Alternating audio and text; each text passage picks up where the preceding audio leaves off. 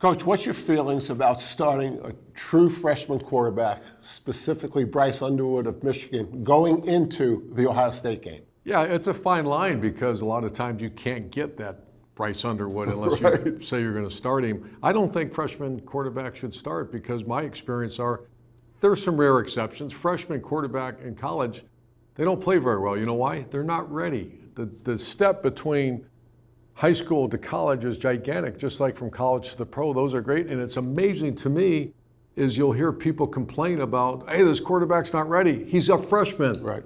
Bryce Underwood's going to be a great player. I love his skill set. He's got a great arm strength, very athletic, great size. But you know what? It's all about timing, rhythm, and accuracy. Guess what? They're not ready for it. So pump the brakes on. He's not good. He's going to be great, but it takes a minute. And so I'm not surprised here. We're about to watch 4 throws that are big league throws. He's coming of age. Why? He's getting experience. He's getting that timing, rhythm, and accuracy that maybe a lot of people were critical of earlier in the year. Let's take a look. All right, let's take a look at true freshman Bryce Underwood. I repeat, true freshman. Had a great day down here. He hits another true freshman, Andrew Marsh, and couldn't have been a better throw.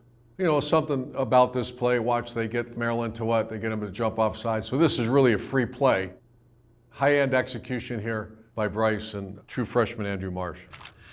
All right, Gerry, let's take a look at a 3-level pass. You can see the top level clearing out the top of the defense.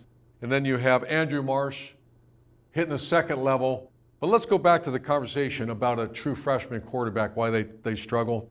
Timing, rhythm, and accuracy. Watch this. Watch the timing. What I mean by timing is watch. As he sits his back foot, he hitches up and the ball's out. That's timing. Right. What about rhythm? There's nothing unusual about that drop. Very nice rhythm. Look at the balance. Gets the ball out quick. And then finally, the ball's right on him. All right, Gerry, a little different pass than one we just watched. Watch, this is a hitch now. That means his back foot's going to hit. Right. And look at the depth of the route. He's going to hold the ball a little longer. Why? Because it's a deeper route. Hitch, hit, ball out, still on time. Timing, rhythm, accuracy. Well done. All right, Gerry, for the last play, and I want to show this last. This is the most difficult of the passes we just watched. And it's all about the timing.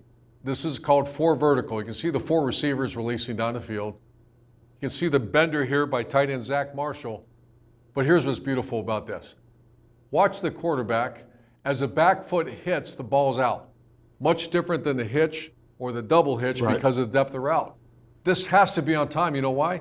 Either a pick or the tight end gets wiped out by the safety. This is a hard throw. This is the throw I don't know if he could have made early in the year. You can see his development. Again, why, Gerry? He's a true freshman, man. Calm down. There's good news and bad news about him starting against Ohio State in Ann Arbor. The good news is it's in Ann Arbor. The bad news is it's against Matt Patricia's defense. But what a tremendous growth opportunity for a guy like Bryce Underwood.